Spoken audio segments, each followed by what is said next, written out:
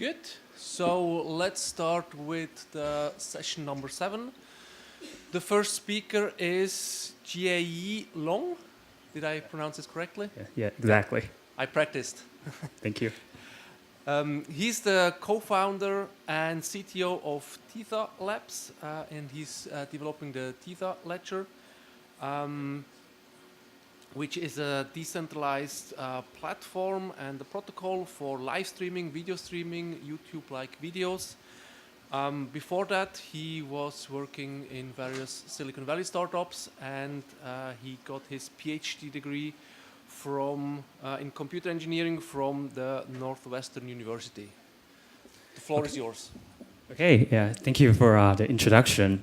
And good afternoon, everyone, and thank you for staying late and attend my talk. I'm Jie from the Theta Labs. So today I'm going to present a scalable VFT consensus mechanism through the aggregated signature gossip. This is a joint work with my colleagues at the Theta Labs. So here's the outline of the talk. I'll start by briefly reviewing the scalable distributed consensus problem and introduce the so-called impossible triangle. Next, I'm going to present the multi-level BFT. I'll attempt to tackle the impossible triangle. This multi-level BFT employs a new primitive we call aggregated signature gossip. It is vital to the scalability of the algorithm, and we'll do a deep dive into it. And finally, we will conclude the whole talk. Okay, so let's start by briefly review the scalable distributed consensus problem. To put it in simple terms, so we have a large set of nodes, and they're connected by an unreliable network, and we want them to agree on a single value. For such a system, it has been conjectured that there exists a so-called impossible triangle. So it has 3 corners.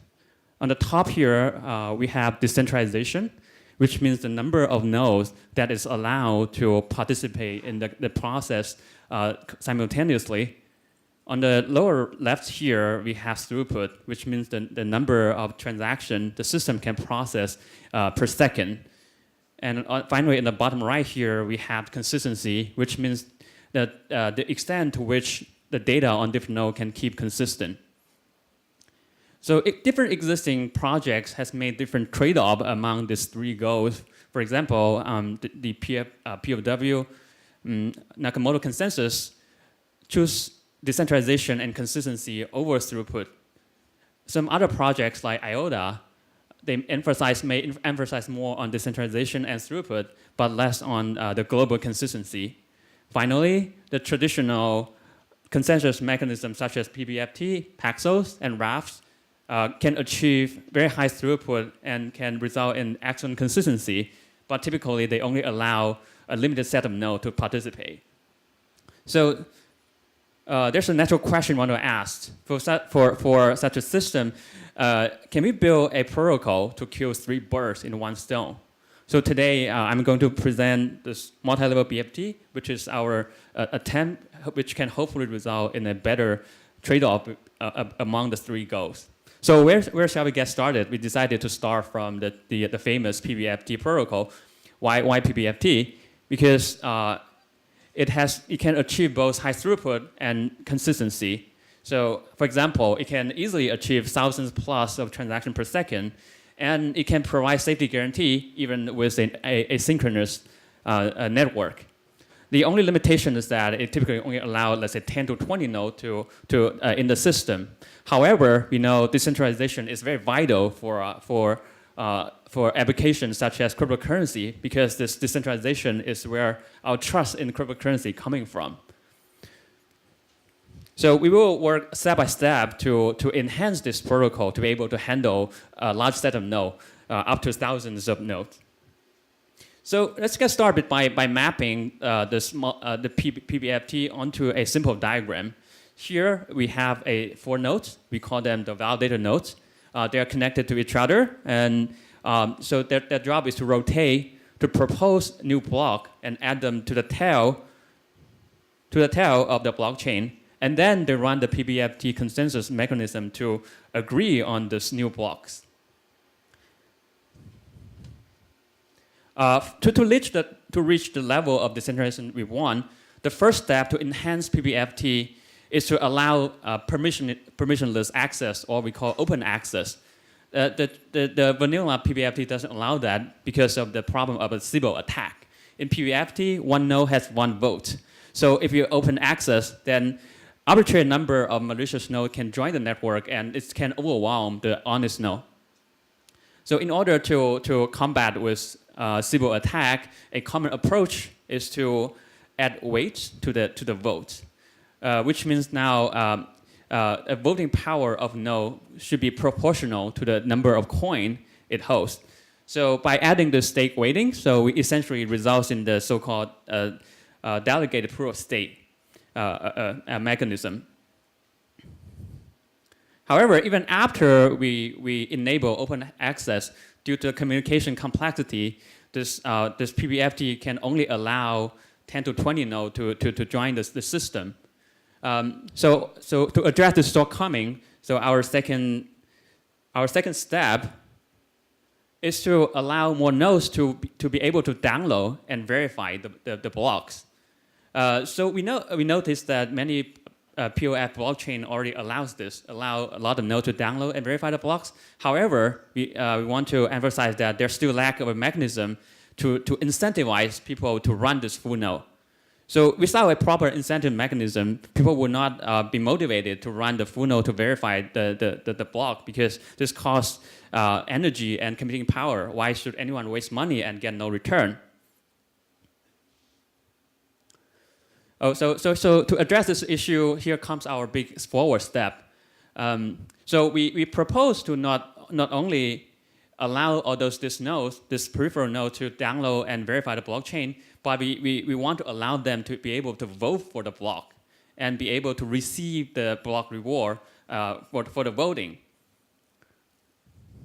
So to be more specific, we want them to vote the block with their signature on it, and then the signature will be collected later and added to the blockchain, so that which can be used as a proof that to receive the block reward. So this will encourage more nodes to participate in the network, and then finally reach the level of decentralization we wish for. However, it is always easy said than done, right? So we want to allow the thousands of nodes to participate, but how is it possible for them to vote for each block? So if you allow, say thousands of guardian nodes in this network, that means that for each block that they need to pass millions or even tens of millions of messages in the network to reach consensus.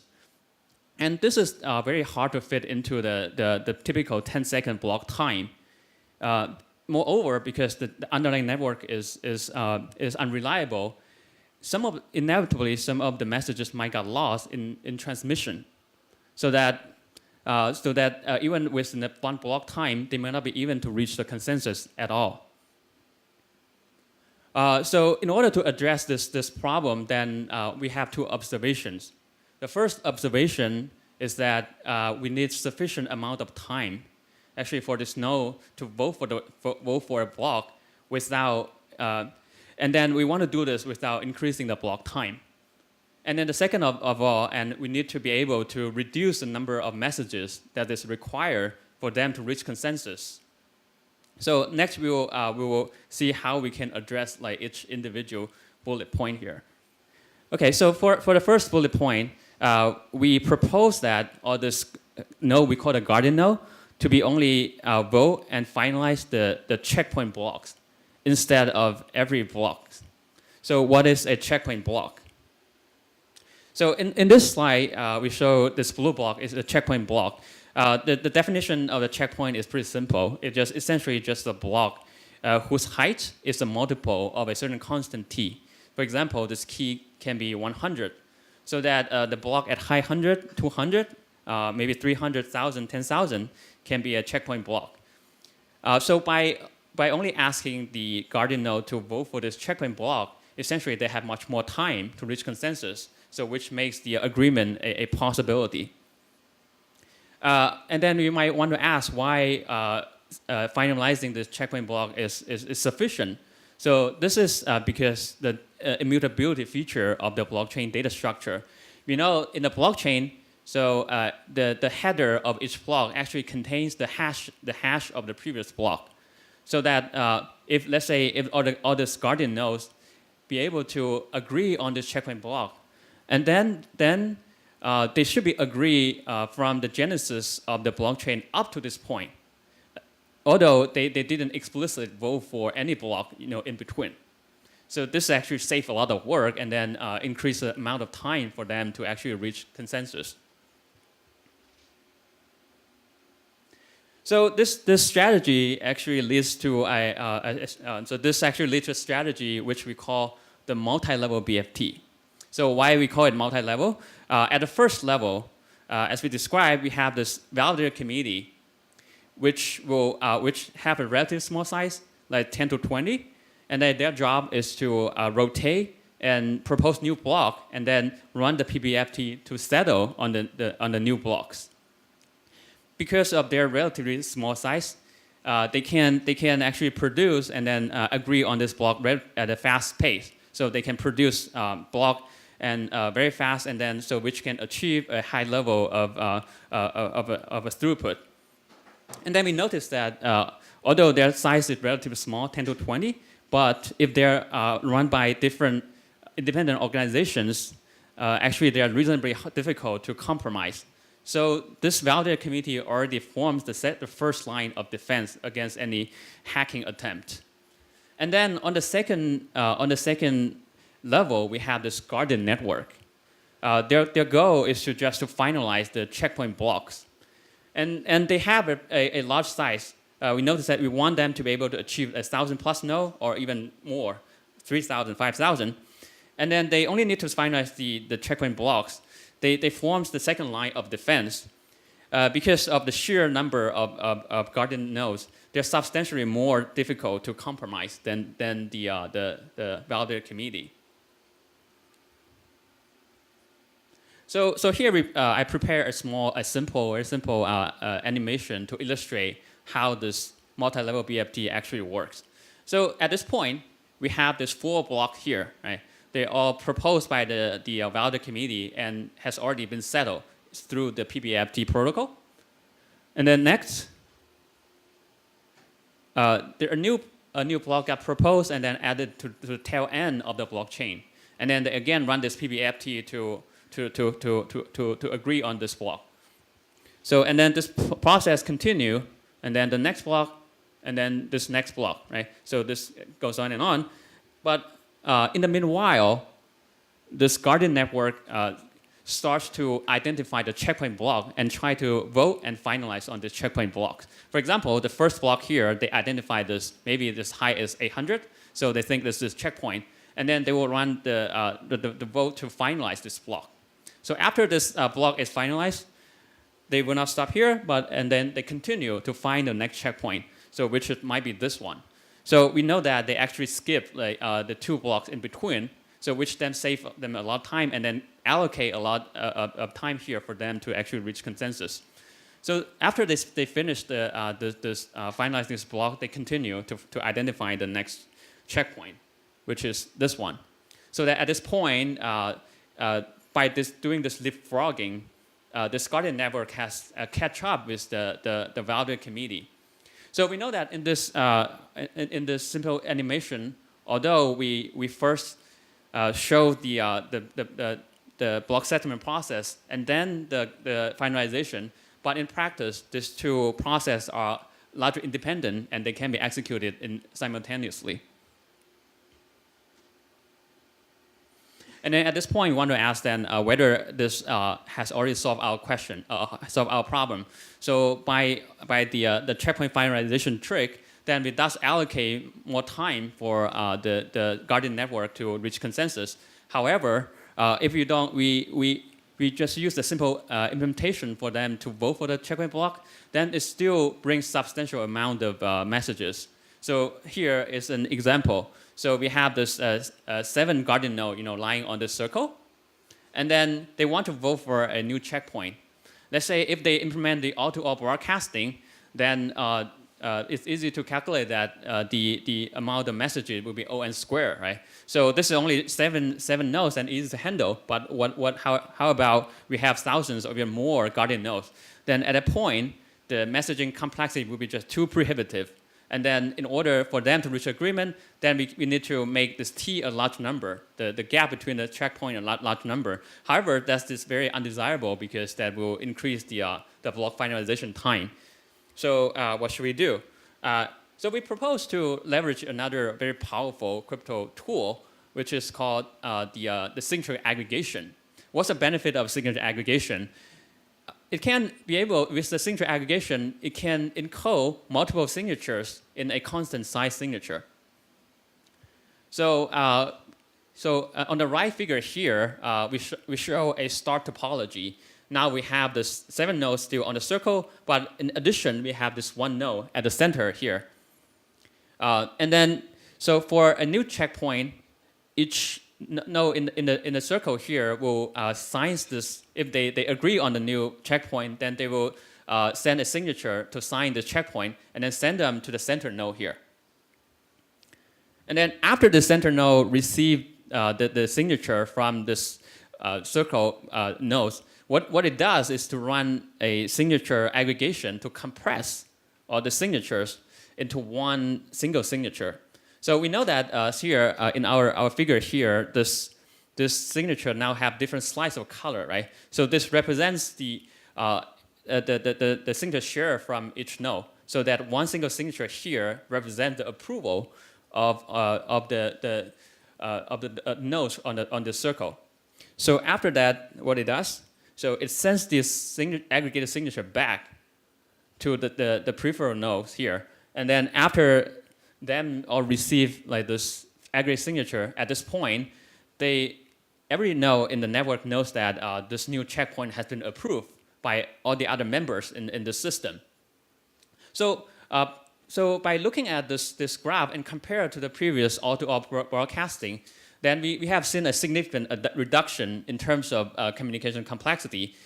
Previously, we have O(n) squared, but now because we have this center node here, so the communication complexity just reduced to just O(n), so which is a very significant reduction. However, unfortunately, this is not yet the end of story. So we know that blockchain and cryptocurrency in general, they need to operate in a very hostile environment where in the network we might have a large fraction of the so-called Byzantine nodes, right? They can be malicious nodes controlled by the hackers. They can do whatever they want to do. For example, in our previous diagram, the center node here, it might be a malicious node. If this is a malicious node, then they might refuse to do the signature aggregation, or maybe just to send some kind of junk messages back to each of the other nodes. And then this will defeat our purpose. So how should we address this problem? Here comes our new primitive. We call it aggregated signature gossip, which will marry the crypto tool signature aggregation with a protocol, gossip protocol, which have been proven to be very efficient, effective in the presence of a large fraction of Byzantine node. So with this signature aggregation gossip, what it does is it's still similar to before. Then each node gets the signature from all its neighbors and then combine them into a aggregate signature. But everyone, not just the center node is doing that, but everyone is doing that. And then after they aggregate the signature, they gossip it out. And then this process continues until 2/3 majority is reached. So here I have another animation to show how this thing actually works. So here we have this guardian network, right? They connect to each other. And let's look at this protocol from the point of view of the center grid node. So in this graph, it has 4 neighbors, right, which is denoted by different colors. So once they receive a new checkpoint, if they agree on this checkpoint, they will sign this checkpoint, and then they send it the signature to the center node here. Okay, this is the same as before. And then as the center node receives the signature from all the other nodes, it does the signature aggregation and then combine them into a signature which now carries the signature share from all these 4 nodes. Next, it sends the signature back, right? So this is similar to before. Now all these 4 nodes receive the aggregate signature, but here comes the difference. We know that all these 4 nodes, right? They're doing the same job as this grid node. They actually will also receive the signature from all its own neighbors, and then does the signature aggregation. So then after they do it, so this one has already encoded the signature from this guy, this guy, this guy, this guy. And then because the signature from this grid node already contains the signature from these 3 nodes, now the aggregated signature on this purple node here now actually have the signature share from this node as well, right? And you can imagine that this step, this process will goes on not just for this node, but also this node, and then all the nodes in the network. So very soon, and then after they do this aggregation, and then they gossip out again this signature. Yeah, thanks. And then so soon, the signature now arrive at the on the other node. So we know that this. So this is almost like a spread of virus, right? And then very soon, exponentially, all the signature share of a particular node will go out and then reach the entire network. Right. This shows the end result where within a very short amount of time, each node in the network now receive the signature share of all the other nodes in the network. So now we want to go back to our original question: why does this protocol is very effective in the presence of Byzantine node? So that is because the gossip can actually route the messages around all this malicious node and then reach all the honest node, right? So, but this is unless there's a network partition. So in order to prevent this network partition, then we can just implement the neighbor discovery algorithm so that it can maintain very high connectivity with the other nodes in the network. Then this will effectively prevent the partition from happening.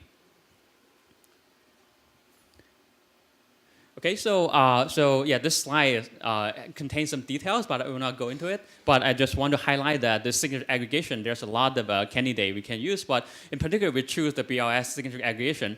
Why is that? Because it has the advantage that it is a non-interactive aggregation, and then it eliminates the need of coordination among the guardian nodes.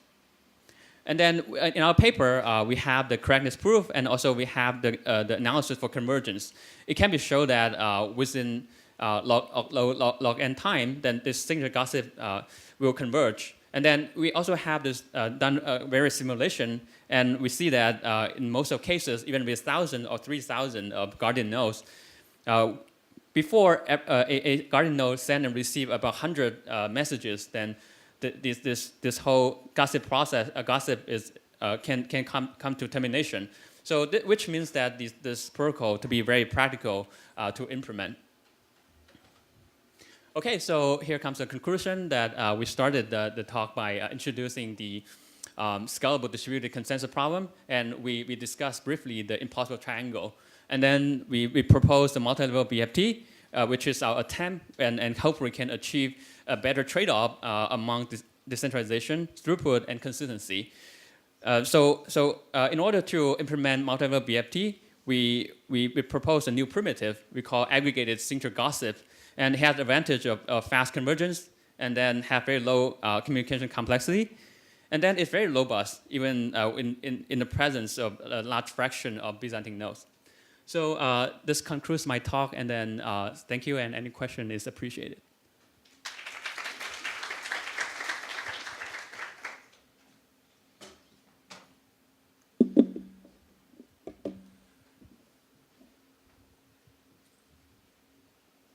There is a question.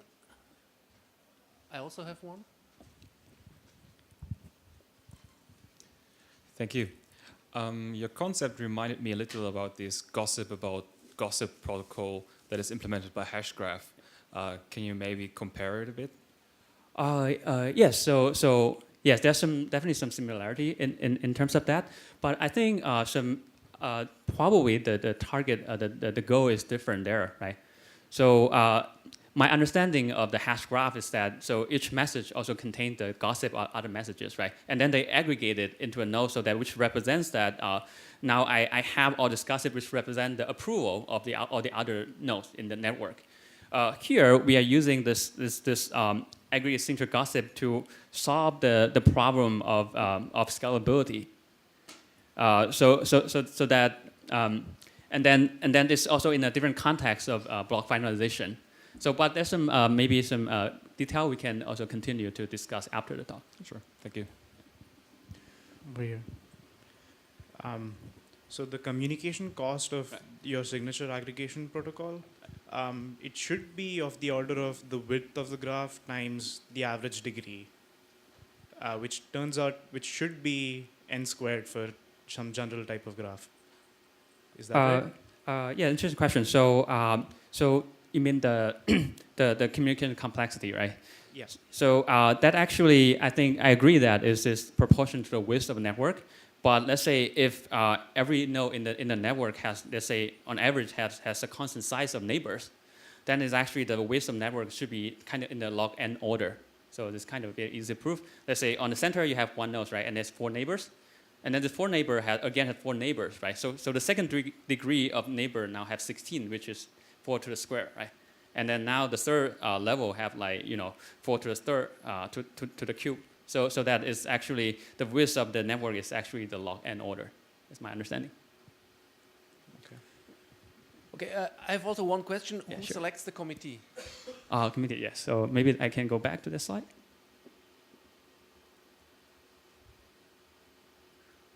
There's a lot of animation here, so it's a bit slow. No, I'm here. Yeah.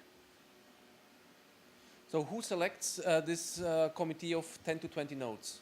Oh, yes, good question. So, so in our proposal, then it depends on the amount of stake each node hosts, right? Okay, it's stake-based. So Yeah, it's the more, stake-based, yeah. okay. So the 20 the 20 nodes that have the most coins or tokens or whatever, the most stake, they will be the ones who are in the validation committee. Yeah, I think that's one approach to do it. So, so the system can have a list of nodes ranked by the stake, and the top node will automatically becomes the validator committee. But there can be some other implementation, for example, in a more kind of permission environment, that it maybe some is like designated right in the beginning, right, and then but anyone is able to join the Guardian network. That's another possibility. Okay. So just a related question. Back here. I'm back here. Okay, thanks. I mean, so it seems to me that you're vulnerable to collusion by this validator committee. So can they? You're vulnerable, for example, to censorship attacks by this. Although the guardians are checking the work that the validators are doing, right? The validators can still be censoring transactions. So I mean, just as a comparator here, the Algorand randomizes, I mean, similarly has a sort of concentrated committee, but it randomizes that committee from phase to phase to protect against that. Yeah, I think that's a very interesting aspect. Yes, I think there's a yes and no. So the validator committee, then it might be, right? So if let's say the top coin holders, collude, they might be able to stop the whole process. But in typically when this thing happens, then if the guardian node actually noticed that, so they might be, so in practice, right, the community know about that, and then they may be able to, by upgrading the software, to be able to expel some of the validators from the network, and then they will effectively, kind of restart the protocol from where it got corrupted. That's one way. And then the second way you mentioned about Algorand, right? So it has a kind of rotating base committee. Actually, that I think that can also be incorporated into our framework. So there's, although here I say that this size can be relatively small, 10 to 20, but nothing prevent prevent us from replacing this committee with a larger set. And then the committee can actually rotate among all these members. And then that can also fit into this picture here. Okay, I think time-wise, thanks, Yeah, thank you. Jay. And please, may I ask the next speaker, Ori, on stage? Ori Rottenstreich, he's an assistant professor at Technion, Israel, and before that he was at the Princeton University, and his research interests are network algorithms. Stage is yours. Thank you for the introduction. So I'm Ori from the Technion. This talk today is about enforcing fairness in blockchain transactions ordering. This is a joint work with Ariel Orda, who is also professor at the Technion. And this work was done while being at Orbs before I joined the Technion. So typically in blockchain networks, consensus is required for two main tests. The first one is deciding what would be the order of transactions, selecting the set of transactions that would be included in the next block. In addition, consensus is required for deciding what will be the execution of transactions, the output in the running of the transactions. In this talk today, we will focus on the ordering of transactions, selecting what would be the set of transactions that would appear in the block. Selecting the order of transactions can be important. It can often affect the quality of service of applications. Application would like its own transactions to be included as fast as possible in the blocks in the networks. And often when there are blocks that are associated with the different applications, they would like to give priority to their own transactions in their inclusion in the block. And it can be challenging to reach an agreement on the order of transactions in such a distributed setting. There can be different use cases, and for those, different protocols have been suggested. And we assume in our setting there is no fee per transactions. So accordingly, transactions are not simply selected to appear in the block just based on the amount of transaction fees that they suggest, such as, for instance, in Bitcoin. And our goal would be to design a protocol that selects the transactions to appear in the block in a fair way. Focus on these aspects of fairness, restricting the ordering manipulations that can be done by the different nodes in the network. The outline of the talk would be the follows. I will start with describing our network settings and our definition for fairness in transaction ordering. I will then describe our three main contributions, which are tools to enforce fairness. The first one is actually joint node statistical block validation, a block validation that is done jointly by several nodes inside a committee. And we'll also suggest reputation systems for leader and committee members that encourages nodes to behave according to the protocol. Last, we will describe another way to further enforce fairness, which is based on declarations of nodes, where they describe the set of pending transactions in their pool. Last, I will finalize with conclusion and this direction for future work. So our settings is very simple. We assume that there are nodes that issue transactions and forward them to other nodes in the network, so that each of the nodes in the networks keeps a local pool of its set of transactions he is aware of and are still not included in the chain.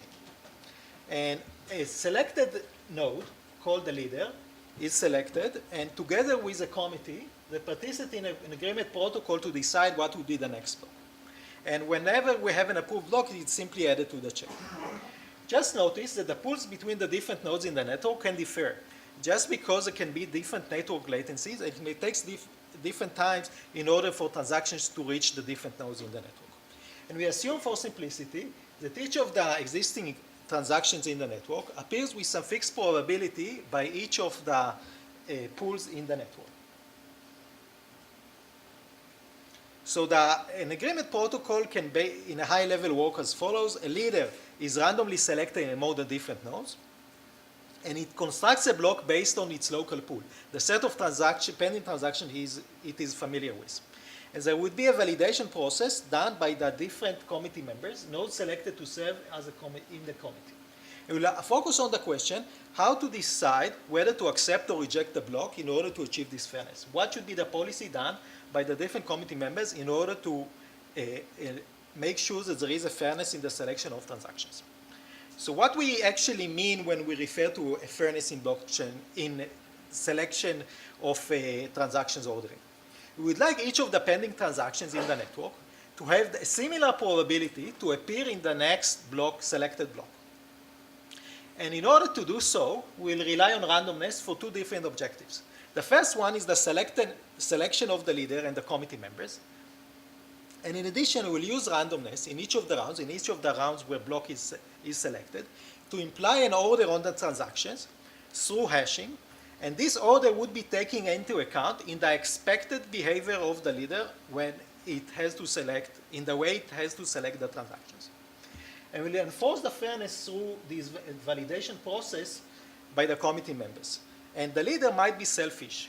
We would like to avoid the leader to be selfish, improving the probability of its own transactions to be selected to appear in the block. In the validation process, we'll have a simple trade-off.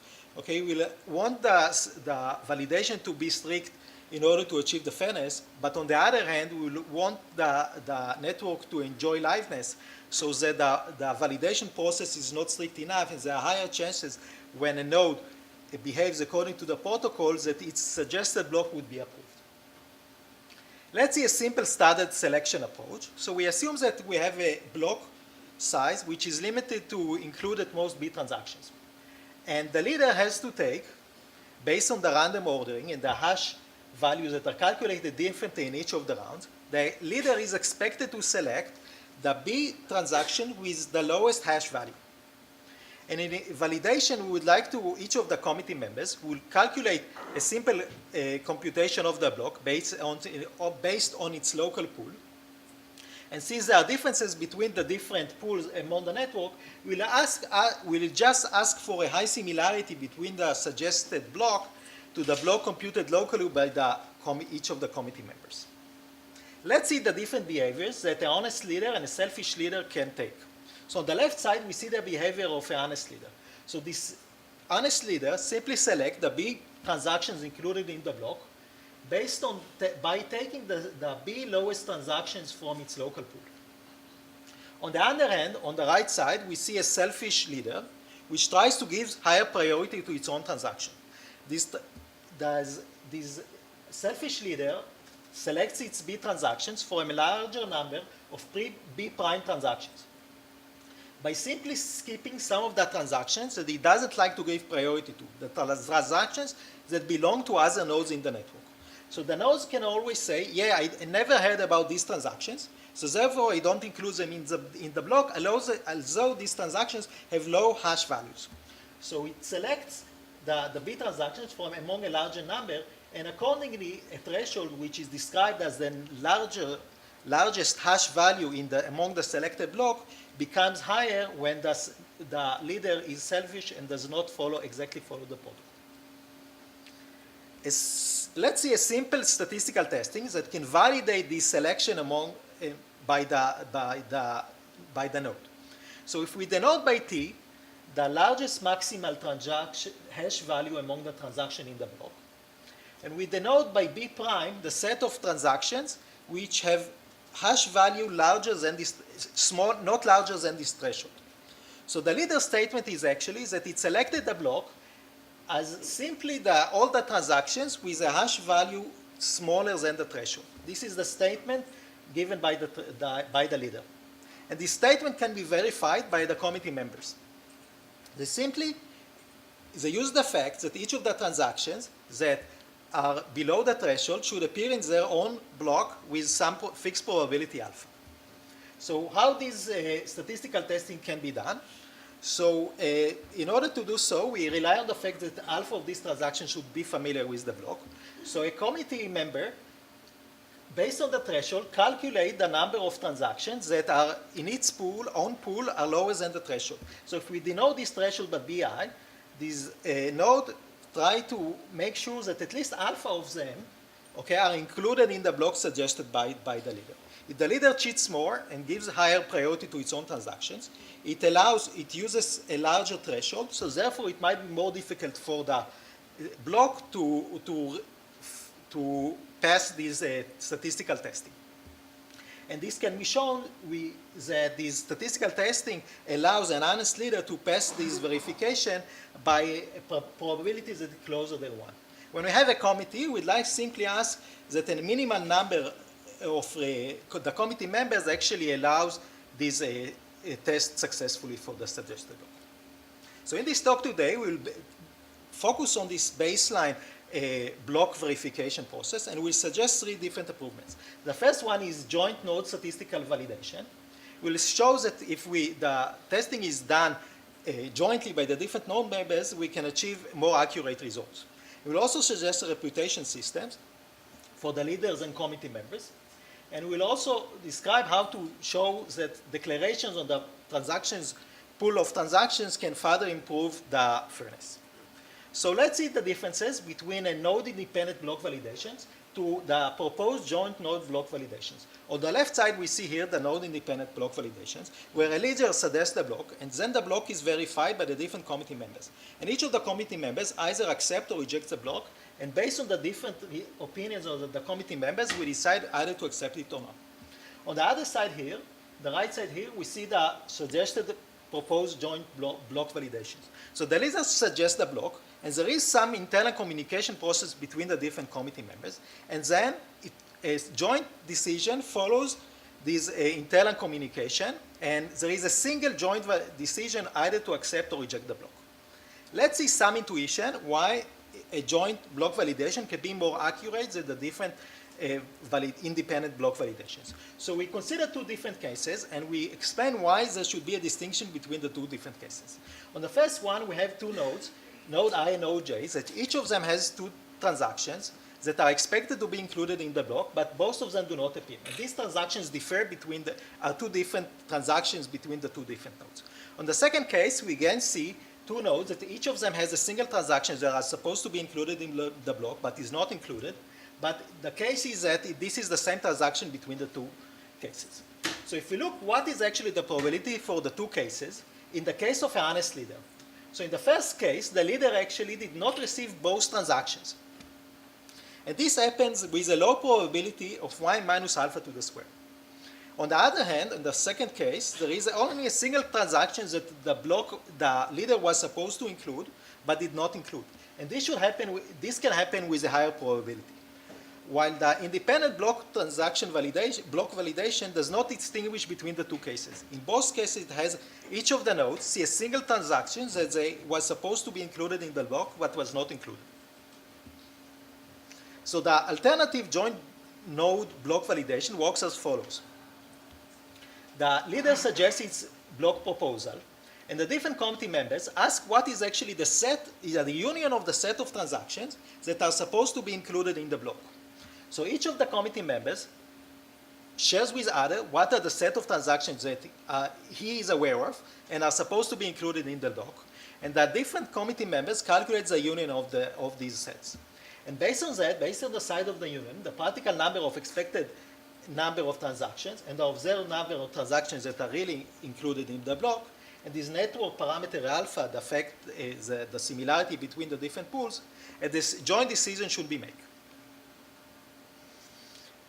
We see here a comparison between the accuracy of the 2 different schemes of a joint node block validation and the independent one, node independent one.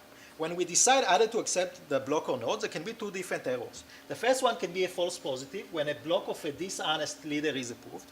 And the second one is false negative when a block of an honest node is not approved. And we like to minimize both errors. And we see here for a fixed number of false negatives, we see the ratio of false positives, and we simply calculate the ratio between the improved version to the original one. And we see here the different curves. It actually shows how much the leader manipulates its own selection of transactions. So when the leader does not manipulate it much, okay, the set of transactions it's selected from is smaller, it's a bit harder to find that the leader was not honest. But on the other case, when the leader selects it from a larger number of transactions, it's easier to find that it actually was not honest.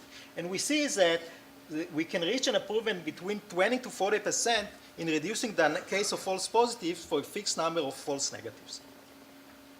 A second contribution that we suggest is a reputation system for the different nodes. One basic question that we can ask is what would actually encourage nodes to behave according to the protocol. And this applies either in suggesting the block or in the validation process. And we suggest a reputation score that is actually based on the behavior of the nodes. And intuitively, the reputation score would increase when a node follows the protocol and decrease in the case of misbehavior. And the reputation score can be taken into account in two different ways. The first one indirectly, in either having rewards or fines for the different nodes, or indirectly by affecting the probability of nodes to serve as leader or committee members. And the intuition in the selecting the reputation score is actually looking at the different evaluation of the different nodes and checking that the evaluations that was given to a node was actually high when it serves as a leader. And while serving as a committee member, we'd like to make sure that the score given by a node was accurate based on the average, the mean value of the scores that was given by the different other nodes. And based on the mean value of the score given by the different nodes, we update the score of the leader, and we also update the score of the committee members. We might also want to encourage nodes to have some variance in the scores that they give, and we also take that into account in the scores that we suggest in order to avoid the case that all the committee members always have a fixed score for the nodes they provide. So as I mentioned, the score can be taken into account for two different ways. It can either be selected to affect the proportion of the probability of a node to be selected as a committee member, and it can also be affected into applied into find and rewards, so that nodes with a reputation score below some threshold pay some fine to these nodes with higher score. So the third contributions that we actually suggest to further improve the fairness is to allow nodes to provide some declaration of the set of nodes in their own pool, the set of transactions that they are familiar with. And the intuition is the following. Whenever a block selects the blocks that it suggests, it's very easy for the node to neglect some transactions of others. It's very easy for the node to say, yeah, I didn't hear about these specific transactions. It's hard to find these phenomena when the number of neglected transactions is small, even with this statistical test. And the way we suggest here is actually to allow nodes to report once in a while about the set of pending transactions in their own pool. And then these transactions would have to be included in the blocks that they suggest. The fact that we actually allow to be able to do that relies on the fact that the transaction order is not known in advance. The transaction order is random, and it's just known before the selection, before the start of the next round of block selection. This is why when a node is committed to report its own its own pool of pending transactions, it cannot do such manipulations because it does not know what are the specific transactions it has to include in the block. So this is the idea behind the transactions pool declarations that we suggest. And one question that we can ask, what is actually should be declared by the nodes about their own pool? A simple solution can be providing a complete list of full pool pending transactions. It can either be a hash function of them, which can be smaller than the transactions themselves. An alternative can be a short, lossy summary of this set. And there would be a trade-off between the effectiveness of this declaration and the size of this declaration. Whenever we will be able to allow only a short declaration, the effectiveness of this declaration can be smaller. And a node, in all these schemes, a node should not ignore a transaction it declared on as appearing in its own pool. So let's see a simple declaration form, which based on complete list of pool pending transactions. So each of the node declares the list of transaction hashes in its pool, calculate the hash of its transactions, and reports it to the different other. And there is some testing for this declaration. So some other nodes actually validate that this transaction include much of their transactions. And only nodes that actually pass this testing can be selected to appear as leaders. This doesn't happen every round, but only once in a few numbers of block rounds. And in this case, the leader cannot ignore all the transactions it has declared on that are still pending in its pool and have not been included earlier by other transactions. But of course, reporting complete list of transactions can be expensive and requires a large amount of communication. Another alternative to describe the set of pending transactions can rely on concise set representations. An example of data structures that can allow to do that is the well-known blue filter suggested almost 50 years ago. These data structures rely on an array of bits which are initialized to be 0. And then there is an insertion process where nodes are, when transactions that appears in the set are hashed into these data structures and set the relevant bits according to the mapping of the hash functions. Then, these data structures support queries, checking whether a specific element is included inside the set by checking the relevant bits of the hash functions. These data structures has no false negatives. If a set elements that are members of the set will always have a positive answer. But on the other hand, this data structure might have false positives. Some non-member elements might be declared as members. And the probability for that can be controlled based on the filter size. And there would be a trade-off between the memory efficiency and the accuracy of the data structures. So let's see in a high level how such a Bloom filter declaration on the pool of pending transactions can work. So we have a first declaration where a node declares the Bloom filter for its list of pending transactions. There would be a declaration testing such that the other node simply queries the Bloom filter and checks that a large amount of their transactions are included in the declaration. And then, when a leader suggests a block, its own transaction would be verified according to the Bloom filter it reported earlier. But what happens in the case of a false positive? In such cases and transactions not declared by the leader, but might appear in the filter.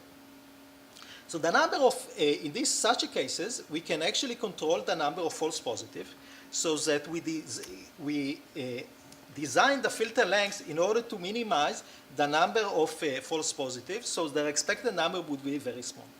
Also, in all such cases, since the set represented by the Bloom filter is actually the set of pending transactions, and false positives are actually happen just because of other transactions, a node that included transactions in the block that was supposed to include transactions in the block but didn't include them and claimed this is the case due to false positive actually has to report other transactions that had led to these false positives. And these should be transactions for the set of pending transactions in its pool. So if we compare the two different schemes in a high level, the scheme of complete list and the scheme of Bloom filters, the declaration size in the first would be very large, while it would be smaller in the second case of the Bloom filter, and both schemes would be both declarations would be able to be tested locally by the different committee members by either looking at the set or by querying the Bloom filter.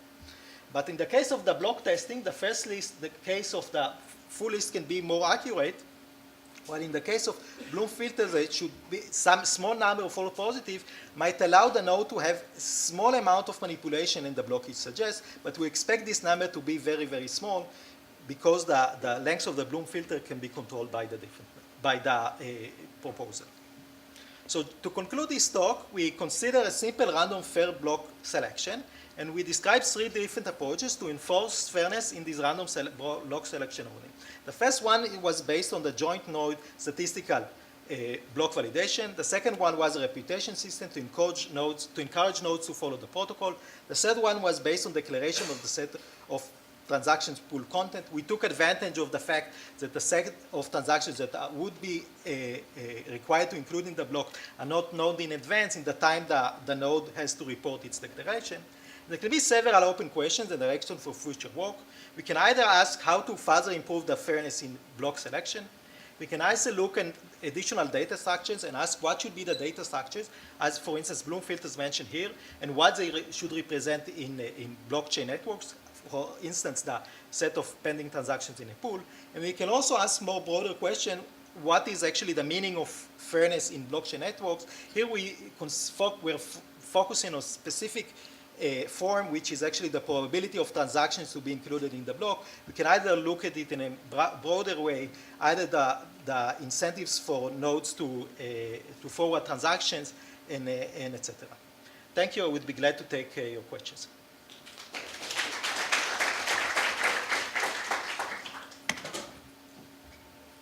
Thanks, Ori. We have time for one very quick question. May I ask, how do you evaluate delays caused by these methods to the overall transaction validation? Excuse me? I'm asking about the delays caused by these methods for the communications between different. So the difference. Thank you for the question. That's a very good aspect because in many cases we would like the verification process to be very short, and therefore we distinguish between approaches that testing is actually done locally between the different nodes, and either requires some communication by challenging the leaders that propose the block. Have you evaluated, like, do you have numbers or percentages? So we have numbers. They are not included in the paper here, but as I mentioned, it is actually affected by the number of nodes participating in the committee, and this is what we saw, that this is actually the main factor that what we take. So whenever we allow a smaller committee, okay, we had a trade-off between the time it takes to validate the process and the reliability of this process. So larger committee might be more reliable, but it might take them a larger time in order to validate, to make this validation. Also, do you need larger block intervals? So we don't see actually a large impact on the block intervals, because we actually, these declarations, for instance, and the reputation are not calculated for every block that we suggest, and are just calculated periodically once in every large of block. So that it does not have a direct effect on the block intervals that we suggest.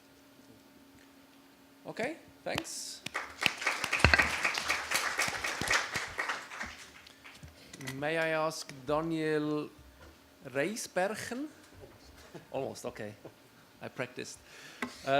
He received his master's degree in econometrics and operations research from the Vrije University of Amsterdam, and he got then his PhD from Twente. He was also postdoc at Edinburgh, and his research interest is simulation and modeling of blockchain consensus protocols. The stage is yours. Thank you, Thomas. Hello. So, okay. Yes. So what I'll be talking about today is how to use weighted voting to improve blockchain consensus mechanisms. So what we saw in some talks, especially that what is basically happening in some Byzantine fault-tolerant protocols is that that consensus nodes are voting. So in case there are, for example, two branches in the blockchain that the system needs to decide on which to go for. What basically the consensus nodes do is vote. But voting has, of course, existed for a much longer time. And researchers have for decades been studying this problem. And what we are trying to do is learn from what has been happening in the general voting literature and apply that to blockchains. And especially we'll be focusing on proof-of-stake blockchains. But it can also be applied to permissioned blockchains. And by the way, this is joint work with my S2D colleagues, Stefanos Leonardos and Georgios Periouros. Okay, so I'll start with some motivation. So when I say I focus on proof of stake, this is because in proof of work, this is less of an issue. So in proof of work, block proposal is linked to block creation. What you do is, well, you try hashes until you find a valid block. Then you send it across the network. And only at that point do other nodes learn that you have a block. So in that sense, acceptance and proposal are coupled. It's efficient because nobody's waiting for you to propose a block. If like 20% of the nodes go offline, at some point there's the difficulty recalculation and the system is back to normal. And it's fair because you get rewarded for your blocks, but your blocks don't have any influence on other people's rewards. In proof of stake, this is less clear. Here, what you have is that people, for example, in Casper and Ouroboros, the people nodes lock tokens on the blockchain to create a deposit. Then to propose blocks, you sample pseudo-randomly from the total validator set. And then it's not clear if when you get selected, if you actually propose a block. You could be offline and then everybody's waiting for you to propose. So now you do have some risks of inefficiency and maybe unfairness because if you get rewarded for voting in the committee, it might actually depend on what other people are doing. So now this, So because to actually validate a block, 2/3 of all the validators need to sign off on it. So what you have is a decoupling between proposal and acceptance.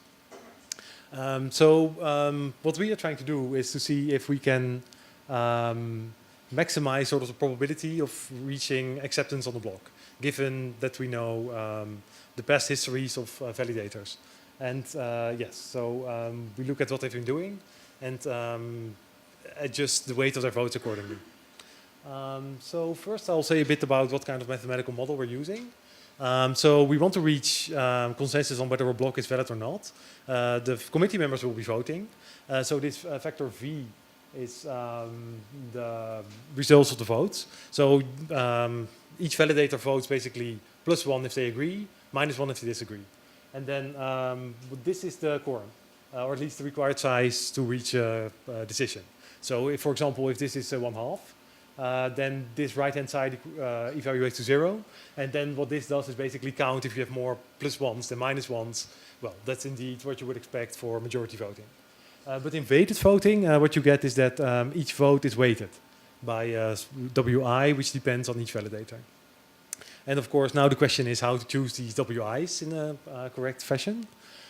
Before I get into that, first say a bit about, again, how we judge how well we're doing. So here, in this setting, we assume that it's worse if somebody's not voting for an invalid block than if they are voting for a valid block. Again, I need to emphasize what we mean by a valid or an invalid block. So for example, this is sort of post hoc. So a block is invalid if it does not make it onto the blockchain. Now, of course, you cannot accept an invalid block. If it gets accepted, it's valid by default. But still, of course, some of the nodes might vote for the wrong block because they are not aware of all the information in the network. And this is considered to be worse than not voting at all. But you can think of other applications where, for example, voting for an invalid block means SPV mining, where you actually vote for a block that's invalid because there are transactions in it that simply are invalid. So it depends on the application what we mean. But it's fully parameterizable. You can choose these LA and LR however you like. And then we have this prior probability of invalid blocks, alpha. So we take into account what sort of the stale rate is. If we have more, on average, more stale blocks because we have a higher block frequency, for example, compare Ethereum or Litecoin to Bitcoin, then we can also take this into account in our parameter setting. So to make this concrete, because it's been a bit abstract so far, let's take a concrete example of 5 validators. And 2 of them are quite reliable, but 3 of them are not. So these probabilities indicate the probability of voting for the correct block. 2 of them have a 90% probability of voting correctly, but the other 3 have only a 60% probability. And the decision rule here is we have the 2/3 majority rule. So 4 out of 5 people here need to vote to approve before we consider the block to be approved. So now it turns out we can calculate the probability that we actually approve a valid block. So what is this probability? It's 56%. And that's quite bad because it's actually worse than the worst validator. So this is apparently not a good way of making a decision. But one simple way of improving this, of course, is to just ask the most capable validator. But of course, this is now centralized. If we just ask one person, well, if this person goes offline, then we are lost. So this is clearly not what Bitcoin's philosophy was about. Satoshi would not be happy with this. The question is, can we actually do even better than 90%? So even better than the best validator, and still ask all of the validators involved. So even the 3 bad ones. And the answer is yes, we can. But we need weighted voting, and we need this dynamic quota setting, which I'll explain in a bit. So this is going to be maybe a bit tough, or how do you say?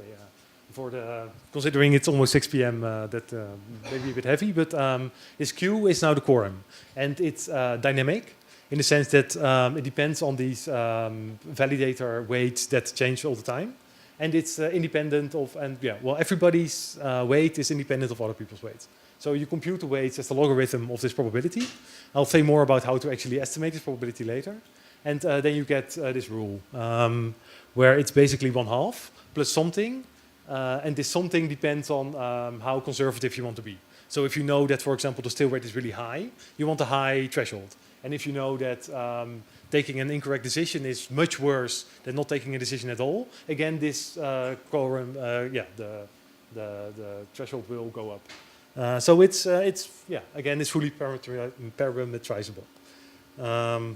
So if you go back to our previous example, again, we have 5 validators. 2 of them are good, 3 are bad. Can we do better? And yes, if we say that we accept at 51%, so 3 out of 5 need to agree. But we weight these decisions in the following way. we give much more weight to the two validators that we know are good than to the others, then we get the following acceptance probability, 92%, which is, or 92.7, which is higher than the best. And the intuition behind this is that this rule boils down to, we first ask the two best validators if they agree. Well, they do that already with 81%. And if they don't, then we start asking the less good validators. And then a majority among the less good validators makes a difference. So this is quite good. And it's decentralized, so again, Satoshi is quite happy with it. Of course, we have some issues with this. Because in the blockchain context, well, things change. Somebody can be a good validator at one moment and then go offline, for example. But there's some other issues like complexity. We don't want these computations to be too heavy. We don't want extra messages to be exchanged. So we want to update validators' profiles, but while keeping their anonymity. So we don't want to use any information that's not already on the blockchain. And then there's the possibility of adversarial manipulation and crashes. I'll focus specifically on the updating part. So we use this method called multiplicative weight updates. It's sort of this has grown into a bit of a standard in game theory, where we start with some prior probability. For example, a new validator joining the network gets a probability of 1/2, which is sort of very bad. And then every time they vote correctly, it goes up. If they vote incorrectly, it goes down. And again, this is parameterizable because remember that these LA and LR are the weights that we give to incorrect decisions. And we can scale it in that way. So if they really make a bad choice, then it goes down a lot. If they just don't vote for one round, it's less bad. So again, it's shown for this multiplicative weight of days that it converges. So if there's like a true probability that's constant for each validator, then this scheme will converge exactly to the right probability. But of course, it's dynamic, because if things change, we see that these changes actually get taken into account. So we've tested this. So for example, consider the following situation. We have 100 validators, but 40% either go offline or they're being blocked by an adversary. Well, what you can see here is the total contribution of the people who are still voting correctly. Of course, we start with 60%, but over time, these 60% grow stronger and stronger. Actually, we stop before 1 because at some point you actually go below 1/2, and then then we just stop. But you can see that depending on how we choose this delta, which is the learning parameter, sort of the learning speed, that if you choose it aggressively, then which is the blue line, then you of course recover very quickly. If you set it less aggressively, it takes some more time. This is just a choice that you can make as a protocol designer, and this is the same result for like 50 or 60%. Again, it takes a little bit more time, but in the end, you recover. This shows what happens if people are casting invalid votes. So in the blue line, what you can see is that if they are voting correctly, their weight goes up. If they are not voting, which is like what happens when it freezes, nothing too bad happens. But if they vote incorrectly, then you see that their weight really drops a lot, which is to be expected. And again, the degree to which it drops is again the parameter that you can set in the protocol. And of course, if you set the learning to be less aggressive, this trend is much less pronounced. And this is what happens when, just to indicate that even if you are sometimes offline, which of course happens, even if you're like 10% of the time offline, still on average you will grow. This is not an issue. There's no risk in this sense for a prospective validator to join. Right, so I'll conclude. I know that the K-pop is starting soon, so I don't want to go over time. So this scheme, it preserves anonymity. All the information that we use is on the blockchain. And it's but it's still, because we still need some information about voter profiles. So in proof of work, this wouldn't work, because anybody can just join or leave anytime.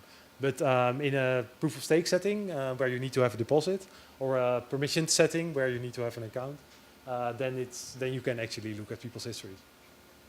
It's safe. At least we keep the safety of the underlying block proposal mechanism.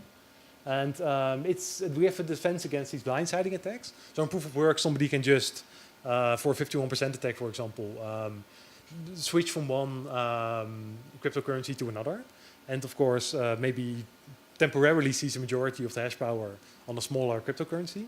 Here we cannot do that because you start without any reputation, sort of, and this grows over time. So if you start at weight 0, you need to build up basically a reputation, and again you can lose it by misbehaving. So this provides some extra safety, and the complexity is quite low. The protocol doesn't need to really compute anything more than we already need to compute. You just need to keep these profiles updated, but that's it. And it's quite efficient because so if you compare to Casper, where people really lose money if they are not voting, then this is maybe a different way of sort of incorporating temporary periods of being offline. And maybe with the hope of attracting more people, because the more people participate, the more decentralized, the better the protocol as a whole. So thank you, and I'd be happy to take any questions.